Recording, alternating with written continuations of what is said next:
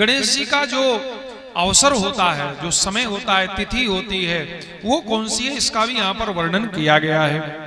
चतुर्थ्याम त्वं समुत्पन्नो भाद्रे मासि गणेश्वर असिते च तथा पक्षे चंद्रस्योदयने शुभे। कौन सा महीना? भाद्रे मासि गणेश्वर। भगवान का भाद्रपद मास में जन्म हुआ है। कौन से पक्ष में? असिते पक्ष।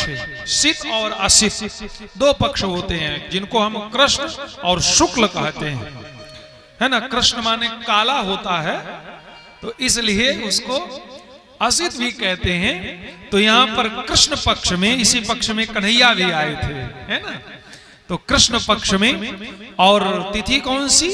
चतुर्थ्या, चतुर्थी तिथि। तो भादों का महीना, कृष्ण पक्ष, चतुर्थी तिथि और चंद्रोदय काल में, ठीक है ना। इनका काल कौन सा? जैसे राम जी आए तो मध्य दिवस, कौन सा काल था? दोपहर का समय था। कन्हैया आए तो रात्रि में आए, चंद्रवंश में आए लेकिन रात्रि में। और गणेश जी आए तो चंद्रोदय, जिस समय चंद्रमा का उदय हो रहा था, यानी कि आप ऐसा कह सकते हैं कि सायंकाल में चंद्रोदय के समय आए, कृष्ण पक्ष में आए, चतुर्थी तिथि में आए।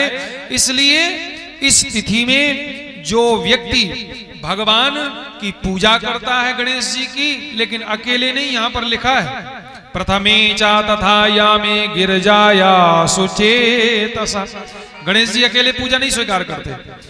गणेश जी और गिरजा जी, भगवान शिव और उनकी पत्नियां रिद्धि सिद्धि, उनके पुत्र शुभ लाभ, हम कल फिर कथा करेंगे विवाह आदि की। और तो इस तरह सब परिवार जो व्यक्ति चतुर्थी तिथि को व्रत करता है और पूजन करता है, रात्रि के प्रथम पहर में गिरजा जी में चित्त लगाकर भगवान गणेश का पूजन करता है, उसका कभी जीवन में अमंगल नहीं होता। पूजा कैसे करनी चाहिए इसका भी यहाँ पर बहुत बड़ा वर्णन है ना। तो श्रद्धा ही फलीभूत होती है।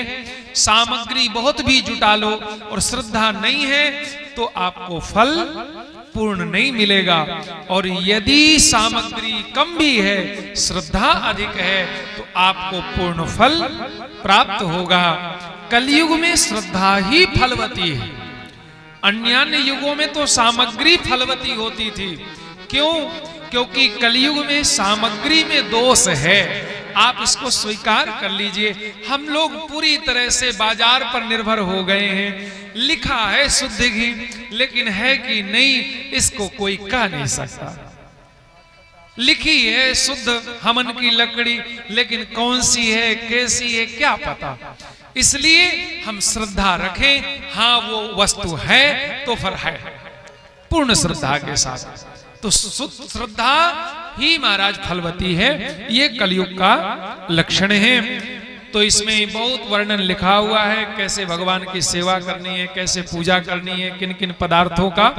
कुछ जो दो तीन चीजें मैं बता देता हूं जो भगवान को अत्यंत प्रिय है। देखो, गणेश जी की पूजा में दूर्वा जरूर होनी चाहिए, है ना। ये विशेष है गणेश जी के लिए। हर देवी देवता के लिए कुछ ना कुछ विशेष होता है। तो गणेश जी को दूर्वा बहुत प्रिय है। दूर्वा कैसी होनी चाहिए इसका मैं थोड़ा वर्णन आपको एक पल में बता दूं। झांकी जब तक आ रही है ना, झांकी को आने दीजिए। जैसे ही झांकी आ जाएगी हम यहाँ विश्राम कर देंगे। कैसे भगवान को दूर्वा को समर्पित करें, तो यहाँ पर लिखा है गणेश जी की पूजा के लिए जो दूर्वा हो वो एक बीते की हो, है ना। आज से पहले पता था आपको? एक बीते की हो, 12 अंगुल की, ठीक है ना। अब इसका मतलब ये नहीं है कि कहीं एक बीते की नहीं मिल रही है तो छोटी वाली पंडित जी ले आए और या मालाकार सेवाकार छोटी वाली ले आया तो आपको नहीं हमको तो एक ही बीते की चाहिए। मान लो मौसम ऐसा है, सूखे का है और दूर्वा ज्यादा बढ़ी ही नहीं, तो जो है, मैं इसलिए पहले बोल देता हूं, श्रद्धा जो प्राप्त है उसी से करिए। लेकिन यदि उपलब्ध हो तो 12 अंगुल आप नाप लो, ऐसे करके लगभग एक बीता की होनी चाहिए। और जब उसको उखाड़े तो उसकी जो जड़ है उसको अलग कर दे, मूल रहित होनी चाहिए, है ना। जड़ की तरफ जो मिट्टी उट्टी लगी उसे साफ कर ले, थोड़ा उसे शुद्ध कर ले जल के द्वारा, और फिर इस प्रकार की जो 12 अंगुल की दुर्बा है, इन दुर्बाओं की 21 दुर्बा की एक गांठ बना ले। ठीक है ना?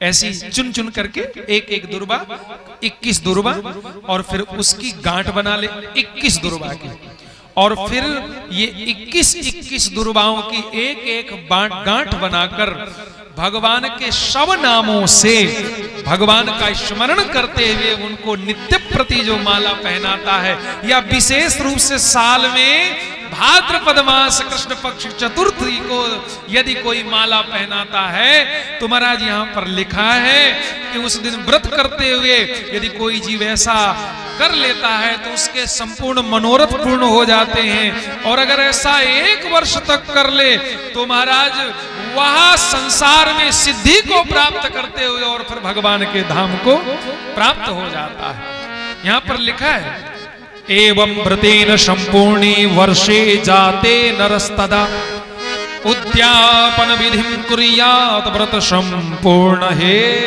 तवे। तो कोई व्यक्ति यदि 1 वर्ष कर ले, बहुत बढ़िया है ना, ये तो बहुत अच्छी बात है। फिर उसका उद्यापन आचार्यों को बुलाकर फिर जो आपकी श्रद्धा है, थोड़ा दान दक्षिणा आदि जो है कर ले। उस दिन रात्रि में जो जागरण करता है उसका भी बड़ा महत्व है। रात्रि जागरण का सभी व्रतों में महत्व है, चाहे शिवरात्रि हो या नवरात्रि हो या गणेश उत्सव हो या जन्माष्टमी हो या रामनवमी हो, रात्रि जागरण बहुत अद्भुत होती है। रात्रि जागरण जरूर करना चाहिए, कोई भी व्रत करे तो उस दिन रात्रि जागरण करे। एकादशी के रात्रि जागरण का बहुत बड़ा फल है, इसलिए रात्रि जागरण का यहाँ पर भी विधान बताया गया है। कैसे करें, मतलब रात्रि जागरण का मतलब ये नहीं कि टीवी खोल के बैठ गए। जागरण का अर्थ होता है अपने आप को जगाना, मतलब हम सोएंगे नहीं, जगे रहेंगे, ये पर्याप्त नहीं है। अब सोए नहीं, जगे हो, बस मोबाइल में फेसबुक चल रहा, व्हाट्सएप चल रहा, इसकी डीपी उसकी डीपी, इसको मैसेज उसको, उससे कोई फायदा होने वाला नहीं है। हम जगेंगे कैसे? यही निसी जामिनी जागई जोगी परमारथी प्रपंच भी होगी, और नहीं तो फिर मोह निशा। फिर तो ये रात्रि में जगने से कोई फायदा नहीं, आप तो सोए ही हो। उस दिन भगवान के नामों का स्मरण हो, कीर्तन हो, जप हो, चिंतन हो, मनन हो, हमारा एक एक क्षण भगवान को समर्पित हो, ऐसा जागरण, इसको जागरण कहते हैं। तो इस तरह महाराज यहाँ नियम ये भी है कि जब हम व्रत उद्यापन करें तो कम से कम 12 ब्राह्मण बुलाने चाहिए संख्या में।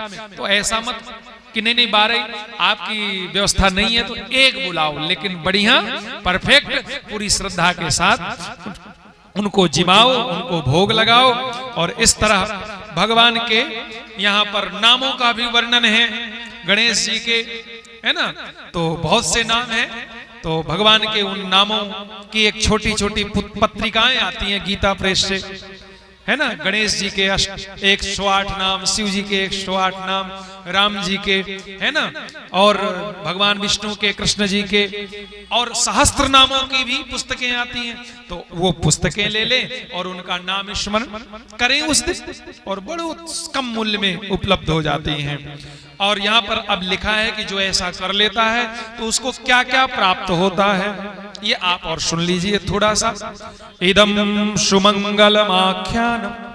अच्छा, आपने अभी पूजा नहीं की, केवल इस उपाख्यान को सुना, इस कथा को सुना, इस चैप्टर को सुना, तो आपको क्या फल मिलेगा ये आप समझ लो। इदम सुमंगल आख्यानम यह शृणोति सुसंयतः सर्वमंगल संयुक्त शभवेन मंगलालय। उसके जीवन में आज के बाद मंगल ही मंगल होगा, अच्छा ही अच्छा होगा, ये विश्वास कर लो। अपुत्रो लभते पुत्रम। इस उपाख्यान का पाठ कोई कर ले, इस उपाख्यान का, है ना, ये शिव पुराण के रुद्र संहिता का कुमार खंड, जहां पर गणेश जी का जन्म हुआ है, इसका पाठ कर ले महाराज, तो कहते हैं उसको पुत्र प्राप्त हो जाता है। निर्धनो लभते धन। जिसके पास धन नहीं उसे धन प्राप्त हो जाता है। भयार्थी लभते भार्या। विवाह नहीं हो रहा, किसी बेटे के विवाह में देरी हो रही है, उसको आप केवल ये पाठ करा दो, उसको भार्या प्राप्त हो जाएगी। और प्रजार्थी लभते, प्रजा परिवार नहीं बढ़ रहा, प्रजा माने परिवार, तो परिवार बढ़ जाएगा।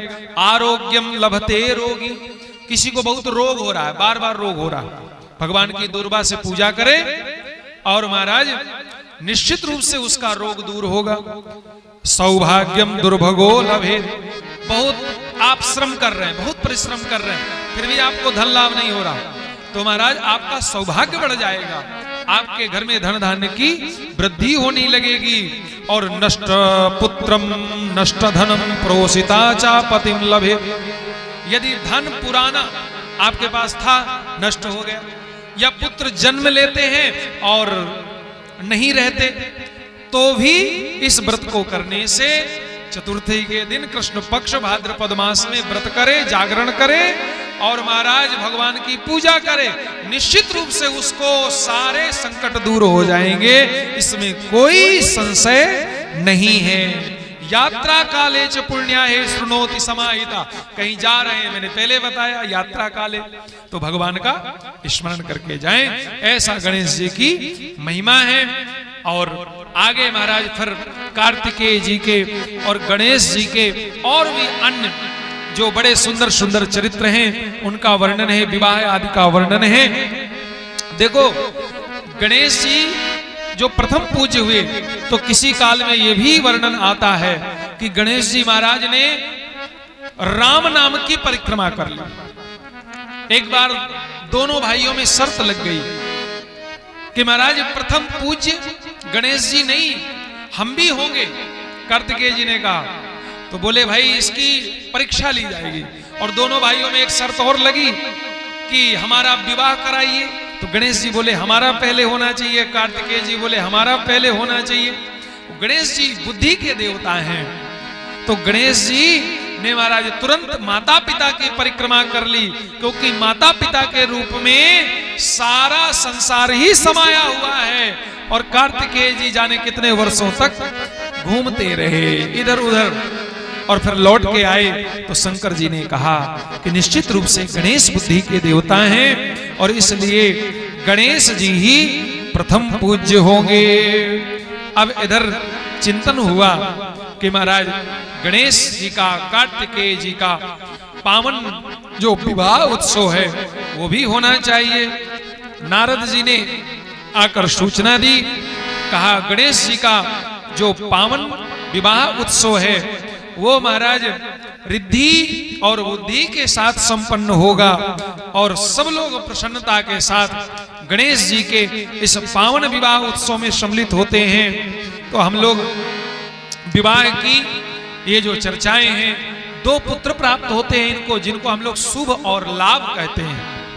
हम लोग अपने घरों में अक्सर जब गणेश जी का कोई उत्सव होता है या कोई शुभ कार्य होता है तो दरवाजे में या किसी जहां पर धन आदि होता है कोषागार में, वहां पर सिद्धि बुद्धि सहित और गणेश जी सहित शुभ लाभ का स्मरण जरूर करें, क्योंकि ऐसा करने से हमारे घर में धन धान्य की वृद्धि निरंतर होती है और प्रभु की कृपा निरंतर बनी रहती है।